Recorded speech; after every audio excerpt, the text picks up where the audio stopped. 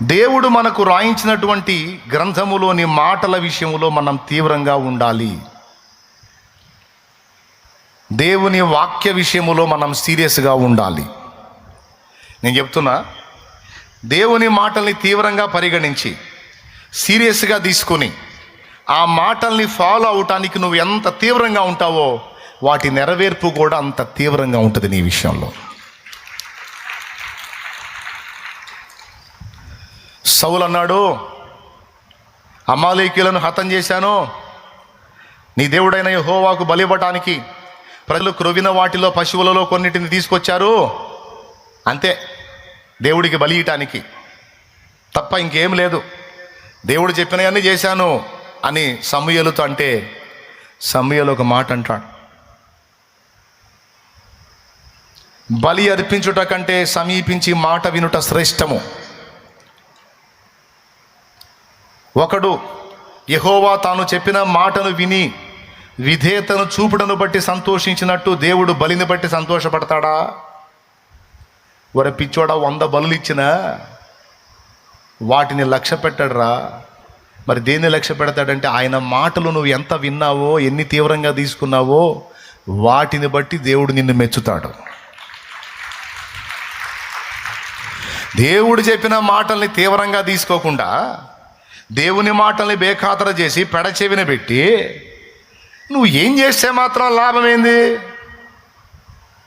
ఒక ఆయన ఉన్నాడు, నాకు తెలిసిన ఆయన, సంవత్సరాలైంది ప్రభువుని ఎరిగి 3ో 4ో చర్చీలు కట్టించాడు, 3ో 4ో కట్టించాడు చర్చీలు, కానీ మారు మనసు పొంది బాప్తీసం పొందలా. ఇప్పుడు పరలోకం పోతాడా, పాతాళం పోతాడా? సంవత్సరాలైందండి దేవుణ్ణి తెలుసుకొని 3, 4 చర్చీలు కట్టించాడు, ఎందుకు పోతాడు నరకానికి?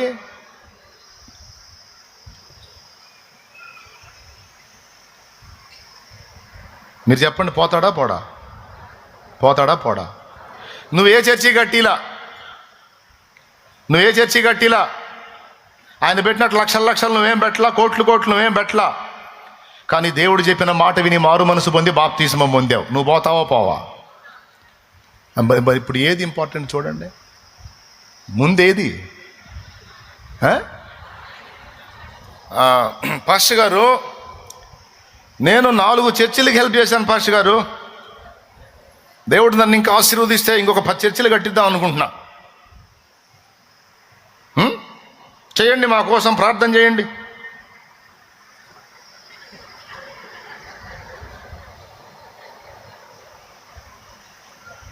నేనన్నా మారు మనసు పొందావా, బాప్తీసం పొందావా?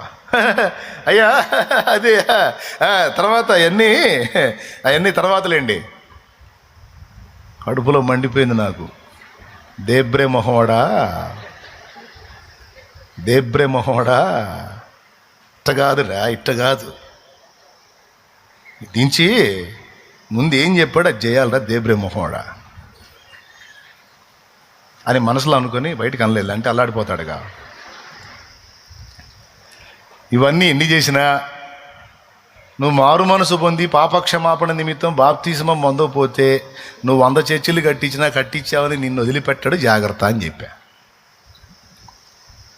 నువ్వు మారు మనసు పొంది బాప్తిస్మం పొంది దేవుని వెంబడిస్తే నువ్వు ఏ చర్చి కట్టిపోయినా దేవుడు నిన్ను ఆమోదిస్తాడు, ఎందుకంటే మాట విన్నావు.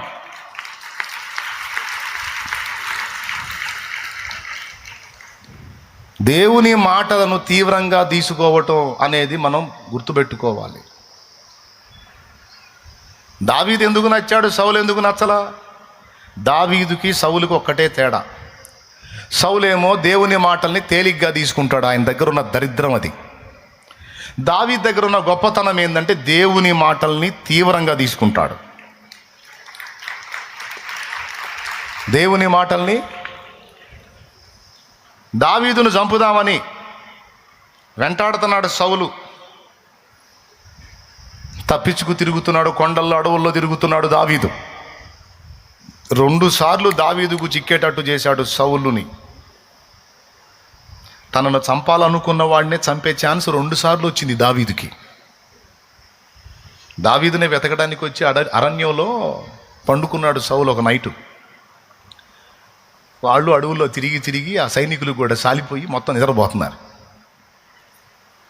దావీదు తన మేనల్లుడు ఇద్దరు కలిసి వచ్చారు.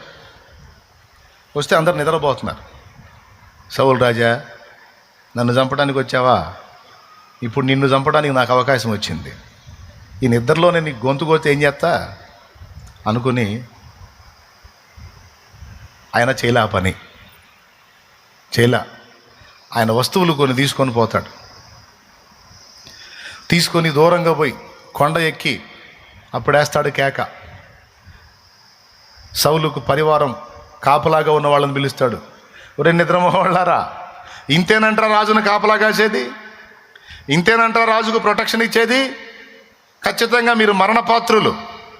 ఎందుకంటే మీరు క్రమంగా రాజును కాయలేదు. అనగానే వెంటనే సౌలు లేచి, దావీదా నాయనా, ఈ స్వరం నీదేనా అంటాడు.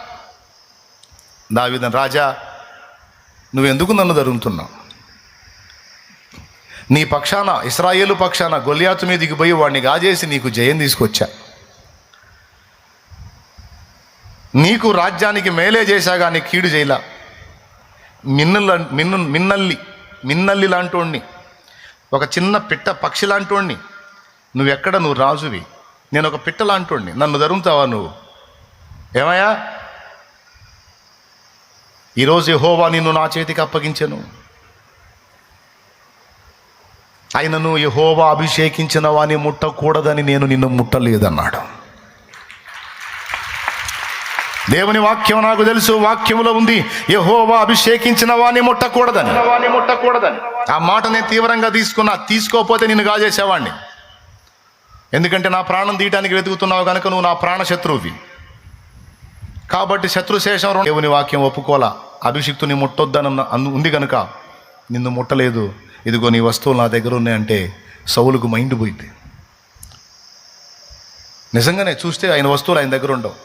చూడు రాజా, నీ ఫలానా ఈట నీ దగ్గర ఉందేమో చూడు, నీళ్ల తిత్తి నీ దగ్గర ఉందేమో చూడు, ఇగో ఇక్కడ ఉన్నాయి, వచ్చి తీసుకెళ్ళా. నీ దాకా వచ్చినోడిని నీ గొంతు కొయ్యలేనా? కానీ దేవుని వాక్యం నేను తీవ్రంగా తీసుకున్నా. నా దేవుడే నీకు నాకు తీర్పు తీరుస్తాడు, జాగ్రత్త అన్నాడు.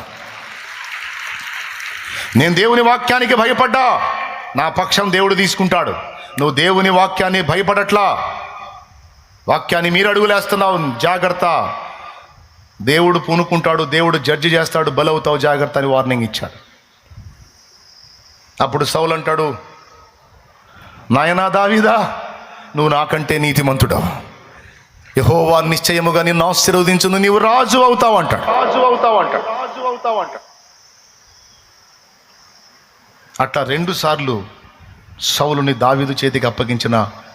ఒకసారి అయితే అభిషేక్ అంటాడు, నువ్వు ఒకసారి ఛాన్స్ ఇచ్చినా ఈ దరిద్రుడు మళ్ళా నిన్ను ప్రాణం తీయటానికి వచ్చాడు, వీడిని ఎందుకు వదిలిపెట్టాలి? నువ్వు అను, తల మొండె వేరు చేస్తా అంటాడు. తల తీసేస్తా. అప్పుడు కూడా అభిషేక్ ఆపుతాడు. అతడు యెహోవా చేత అభిషేకం పొందినవాడు. అభిషేకం పొందిన వాడిని చంపిన పాపం మనకెందుకు? దేవుని వాక్యం ఒప్పుకోదు, అభిషిక్తుల్ని ముట్టొద్దు అని వాక్యం. కాబట్టి దేవుడే అతనికి తీర్పు తీరుస్తాడు. దేవుడి ఉగ్రత వాని మీదకి వచ్చి యుద్ధంలో చేస్తామో తెగులతో చేస్తామో ఏదో అవుతుంది వాడికి. నేను మాత్రం ఆ పాపం కట్టుకోను, నాకొద్దు, అభిషేకించిన ముట్టొద్దు నేను, అంతే నడు అని వెళ్ళిపోతాడు. మళ్ళీ దూరంగా పోయి కొండెక్కుతాడు. మళ్ళీ తిడతాడు సైన్యం, ఏరా ఇంతేనా కాపలా కాసేది?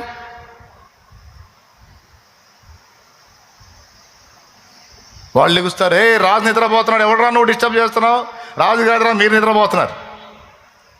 దరిద్రులారా, ఇంతేనంటారా రాజు ప్రాణాన్ని కాపాడేది?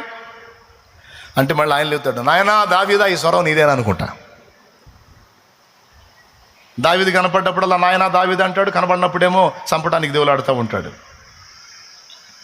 కొంతమంది మనుషులు అంతే, నువ్వు ఎదురుపడ్డప్పుడు చాలా ప్రేమగా మాట్లాడతారు, నువ్వు అవతలి పోగానే మళ్ళీ గుంటలు తీయటంటే చేస్తూ ఉంటారు. ఇక నీ గురించి ప్రచారాలు చేస్తూ ఉంటారు. సౌళ్ళు అన్నమాట. సౌళ్ళు ఆ సైకాలజీ అలా ఉంటుంది. నువ్వు కనపడ్డప్పుడు సిస్టర్ బాగున్నావా, వందనాలు సిస్టర్ అంటా ఉంటావు. అవతలి బాగానే మళ్ళీ ఈ సిస్టర్ మీద 14 మాటలు కల్పిస్తూ ఉంటావు. ఈ దరిద్రం ఎవరిలో అయితే ఉంటుందో వాళ్ళు సౌళ్ళే. రాజా, చిన్న పక్షిలాంటోనే నన్ను ధరుతున్నావు.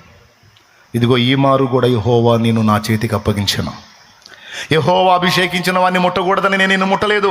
ఇదిగో నీ వస్త్రపు చెంగు కోసుకొచ్చాను, చూసుకోమన్నాడు. చూస్తే వస్త్రపు చెంగు కోసి ఉంటుంది, అదే దావీదు చేతిలో ఉంటుంది. నాయనా దావీదా, ఈ మారు కూడా నీవు నీతిమంతుడివే, నీ వాక్యాన్ని గౌరవించావు, దేవుని మాటని సీరియస్గా తీసుకున్నావు, నిశ్చయంగా నువ్వు రాజు అవుతావు, యెహోవా నిన్ను ఆశీర్వదించుగాక అంటాడు. తన ప్రాణం తీయటానికి వచ్చిన సౌలు చేత 2 సార్లు ఆశీర్వాదం పొందినటువంటి వాడు దావీదంటే దేన్ని బట్టి పొందాడో తెలుసా? దేవుని మాటను తీవ్రంగా తీసుకోవటం వల్ల. చివరికి ఏమైందో మీకు తెలుసు, నిజంగానే దేవుడు సీరియస్గా తీసుకుంటాడు, దావీదును రాజుని చేస్తాడు, సౌలు యుద్ధములో హతుడయ్యేటట్టు చేస్తాడు.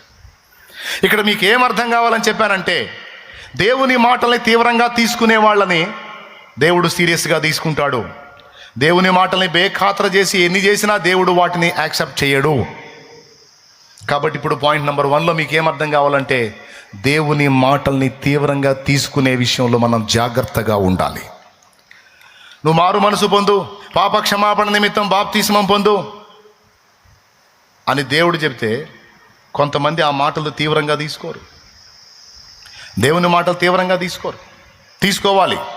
తీసుకోకపోతే రక్షణ కోల్పోతావు, పరలోకానికి రావు, నరకానికి పోతావు.